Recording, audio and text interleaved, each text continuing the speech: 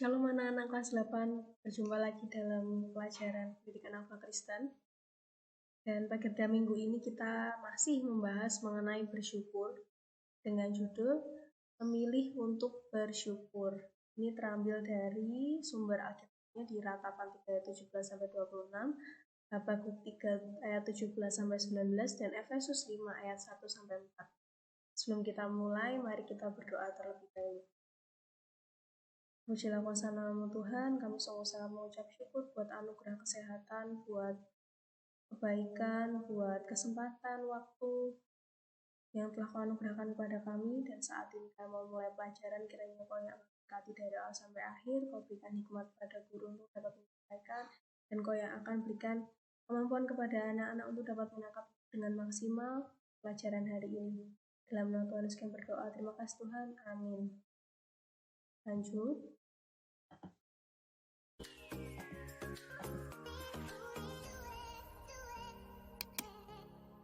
Jadi di dalam buku itu, dalam buku yang anak-anak baca, di bab memilih untuk bersyukur anak-anak bisa baca, di sana ada kisah seorang ibu pengeluh. Anak-anak bisa baca sendiri bagaimana kisahnya.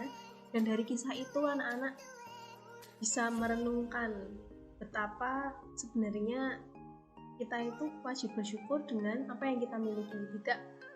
Tidak hanya melihat apa yang tidak kita miliki, tapi wajib bersyukur dengan apa yang kita miliki. Anak-anak bisa baca sendiri dalam buku ya. Memilih artinya ada sejumlah hal yang tersedia dan kita memilih hal sesuatu dengan apa yang kita anggap terbaik, yang sesuai dengan selera kita. Jadi memilih itu pasti ada lebih dari satu pilihan, namanya juga memilih. Kalau tidak ada lebih dari satu pilihan, itu namanya bukan memilih. Contohnya, bila kita berada di sebuah rumah makan dan pelayan menyodorkan menu yang berisi daftar makanan, tentunya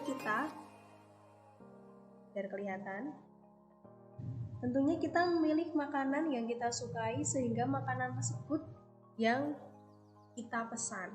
Bener nggak? Waktu anak-anak pergi ke warung makan, ketika anak-anak pergi ke ke coffee shop mungkin, atau ketika pergi ke sebuah restoran, pokoknya tempat makan lah, dimanapun, di situ pasti anak-anak melihat menu, entah itu disodorkan sama pelayannya atau di meja itu sudah tersedia menu tinggal milih. Tapi ketika anak-anak mau makan, pasti milih makanan yang sesuai dengan selera pada saat itu, pengen makan apa. Di situ menunya ada bermacam-macam. Nah, itu namanya contoh dari memilih. Kemudian contoh lainnya, ketika hendak membeli sepatu karena sepatumu sudah rusak. Saat di toko sepatu tentu kamu melihat model sepatu yang cocok, juga memilih warna yang sesuai dengan peraturan sekolah apabila sepatu sekolah, tetapi sesuai keinginan apabila itu sepatu santai. Contoh lainnya, ketika anak-anak ada di toko sepatu atau mungkin beli sepatu online, pasti dipilih-pilih dulu. Kalau memang mau beli sepatu sekolah, pasti milih yang sesuai dengan peraturan sekolah apa sih? Oh, sepatunya harus hitam, harus warrior. Kalau memang sepatu santai atau sepatu olahraga, anak-anak suka warna apa? Oh, saya suka warna coklat, nyari yang warna coklat. Suka yang haknya tinggi atau pendek, bisa dipilih juga sesuai dengan selera. Jadi memilih itu dilakukan karena ada beberapa yang tersedia dan tidak mungkin kita mengambil semua yang ada. Nggak mungkin ketika anak-anak datang ke warung makan atau ke restoran, semua menu dipesan untuk diri sendiri. Pasti memilih satu atau dua. Kalau sama teman 4, misalkan kita datang berlima, temannya 4 ya milih 5 makanan yang berbeda-beda. Nggak mungkin seluruhnya dipesan karena nggak akan muat perutnya. Memilih untuk bersyukur dapat diibaratkan seperti dua contoh lagi. Hidup bersyukur itu soal pilihan, tidak tergantung pada situasi dan kondisi di luar diri kita. Bahkan dalam keadaan susah dan berat pun sebetulnya kita bisa memilih untuk bersyukur. Jadi ketika kita sedang diperhadapkan sama cobaan atau ujian, Kita tuh bisa memilih mau bersyukur atau enggak. Itu sebenarnya adalah pilihan. Lanjut. Nah, ada dua contoh nabi yang bisa kita contoh dalam hal bersyukur. Salah satunya ini Yeremia, Nabi Yeremia. Tentunya anak-anak tahu ya, dalam Alkitab itu ada namanya kitab Yeremia yang ditulis sama Nabi Yeremia. Yeremia lahir dan dibesarkan di sebuah desa yang bernama Anatot, terletak 6 km arah timur Yerusalem. Ia adalah seorang putra imam. Yeremia memberitakan firman Tuhan mulai dari zaman Raja Yosia dari kerajaan Yehuda, dilanjutkan dengan Raja Yoyakim dan Raja Zedekia, sampai kemudian bangsa Israel dan penduduk Yerusalem serta Yehuda mengalami pembuangan ke negeri Babel. Jadi Yeremia itu menjadi seorang imam cukup lama ya. Seruan Nabi Yeremia menunjukkan kegigihan Yeremia dalam menghadapi bangsa Israel dan Yehuda yang keras kepala, tidak taat, dan terus-menerus hidup menyimpang dari jalan Tuhan. Selama masa tugasnya, Yeremia tidak jemu-jemu memperingatkan bangsanya agar bertobat dan meninggalkan dosa mereka. Sebab kalau tidak, hukuman Allah akan segera turun atas mereka. Jadi meskipun Yeremia ini menjabat cukup lama, tapi dia tidak pernah menurunkan integritasnya atau kesungguh-sungguhannya sebagai seorang imam. Yeremia tidak pernah main-main, tidak pernah jemu-jemu memperingatkan bangsa Israel meskipun dosa Jawone mereka tuh balelo, tidak taat, keras kepala, seperti itu. Akan tetapi, tidak satupun perkataan Yeremia yang didengarkan oleh mereka. Bahkan bukannya taat, mereka justru berulang kali melakukan penghinaan terhadap Yeremia. Hal yang lebih menyakitkan yaitu adalah bahwa imam yang bekerja di rumah Tuhan justru menganiaya Yeremia karena perkataan-perkataan pedas yang diucapkan Yeremia agar bangsa Yehuda bertobat. Dan sangat mirisnya, Yeremia ini sendirian gitu ya, menjadi pribadi yang benar itu sendirian. Tidak ada satu orang pun yang mau mendengarkan Yeremia, bahkan teman-temannya yang sama-sama imam pun itu nggak suka sama Yeremia, melakukan penganiayaan terhadap Yeremia. Karena apa? Karena Yeremia menyuarakan kebenaran, menyuarakan perkataan-perkataan yang dari Tuhan yang gak enak, tapi itu datangnya dari Tuhan. Enak atau enggak, menyenangkan atau tidak, apabila itu datang dari Tuhan harus diperkatakan dengan jujur.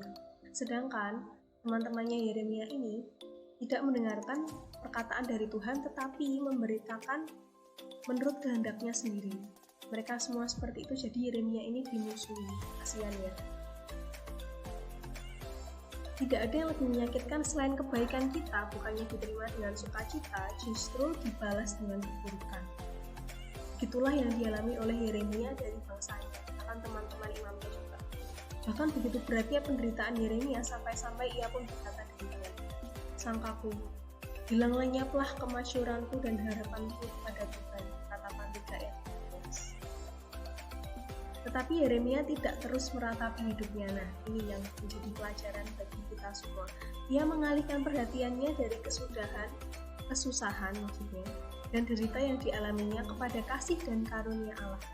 Katanya, "Tetapi hal-hal inilah yang kuperhatikan. Oleh sebab itu aku akan berharap.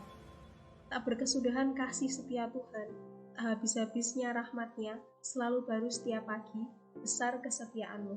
Katakan 3 ayat 21-23. Karena itu Yeremia pun tetap dapat bersyukur. Meskipun Yeremia itu diuji begitu berat melalui orang-orang sekitarnya, tetapi ia tetap mengucap syukur. Itulah kenapa Nabi Yeremia ini menjadi salah satu nabi yang bisa menjadi contoh bagi kita dalam hal mengucap syukur meskipun mengalami cobaan yang begitu berat. Yeremia seakan-akan sendiri dalam menyuarakan kebenaran dan orang-orang sekitarnya tidak mendengarkan, namun ia tetap teguh, dan yang luar biasa ia tetap bersyukur. Meskipun sempat mungkin lelah, seperti dikatakan tadi, yang sangkaku tadi, diratakan tadi, tetapi ia tetap mengucap syukur buat setiap rahmat Tuhan, buat setiap kebaikan Tuhan, kesempatan yang telah Tuhan berikan kepada Yeremia sampai umur itu atas Yeremia. Jadi kita bisa ketika sedang mengalami kesusahan, kita melihat kebaikan-kebaikan Tuhan, jangan hanya melihat kesusahan itu, tapi selama ini Tuhan sudah ngasih apa saja sih dalam hidup kita, anugerah Tuhan itu apa saja sih dalam hidup kita, seperti itu, supaya kita bisa mengucap syukur. Lanjut.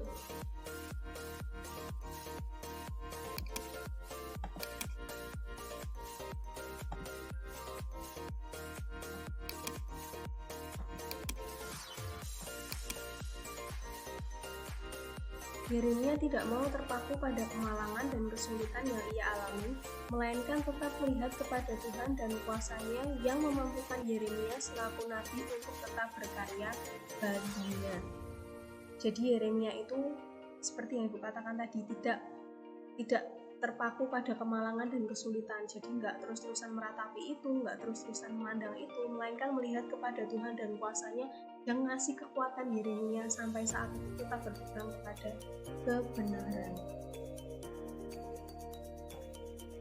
Selanjutnya, nabi yang bisa kita pelajari dalam hal bersyukur selain Yeremia yaitu Habakuk. Ini ada di Perjanjian Lama juga, Nabi Habakuk.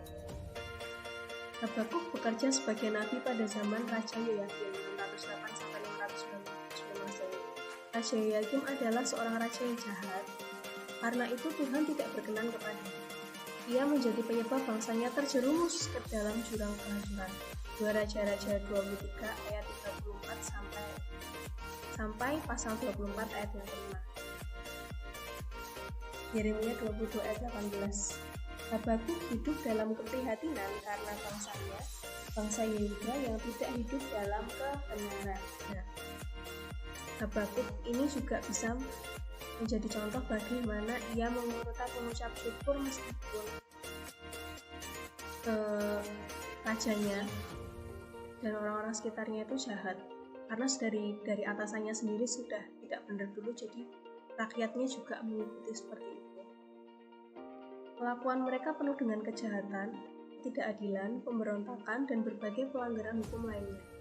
Padahal telah berulang kali mereka diminta untuk bertobat dan meninggalkan dosa-dosa mereka, tetapi mereka tidak menghiraukannya. Walaupun keadaannya begitu, Habakuk tidak lantas menjadi putus asa atau kehilangan sukacita. Imannya tidak goyah dan tetap menyatakan syukurnya. Nah, ini yang luar biasa juga. Mirip seperti Nabi Yeremia tadi, Habakuk itu juga tetap mengucap syukur meskipun di tengah-tengah bangsa yang tidak benar. Lanjut. Nah, ini perkataan Habakuk dalam kitabnya. Sekalipun pohon ara tidak berbunga, pohon anggur tidak berbuah, hasil pohon zaitun mengecewakan, sekalipun ladang-ladang tidak menghasilkan bahan makanan, kambing domba terhalau dari kurungan, dan tidak ada lembu sapi dalam kandang, namun aku akan bersorak-sorak di dalam Tuhan, beria-ria di dalam Allah yang menyelamatkan aku. Allah Tuhanku itu kekuatanku.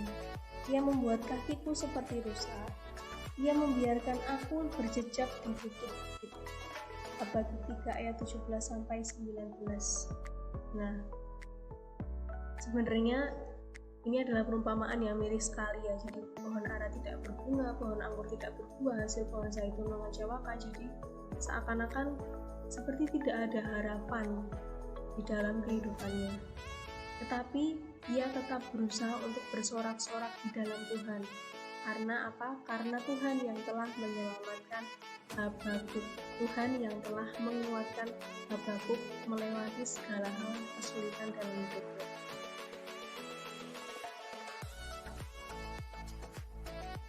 Bagaimana bisa bersorak-sorak bila kita hanya memikirkan begitu banyak kesulitan yang kita alami? Perhatikan bahwa yang dilakukan Nabi Habakuk adalah bersorak-sorak di dalam Tuhan. Karena Tuhan adalah sumber kekuatan Habakuk dan juga sumber kekuatan kita semua. Jadi ketika kita sedang menghadapi sesuatu yang sulit dalam kehidupan kita, agar kita tetap bisa beria-ria, tetap bisa bersorak-sorak dan mengucap syukur, kita harus datang kepada Tuhan. Karena satu-satunya sumber kekuatan, sumber sukacita kita hanyalah Tuhan, dan percayalah bahwa setiap apa yang kita alami, yang anak-anak alami dalam kehidupan itu pasti ada sesuatu di balik itu semua, entah menguatkan pribadi karakter anak-anak, menjadikan anak-anak menjadi anak-anak yang lebih baik, belajar dari pengalaman atau kesalahan seperti itu.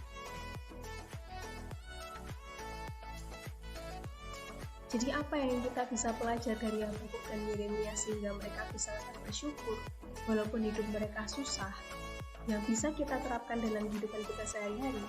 Hal ini akan kita bahas pada pertemuan selanjutnya. Apa saja sih yang bisa kita tangkap dari rasa syukur Yeremia dan Habakuk ini? Jadi sampai di situ dulu pelajaran kita. Mari kita tutup dalam doa.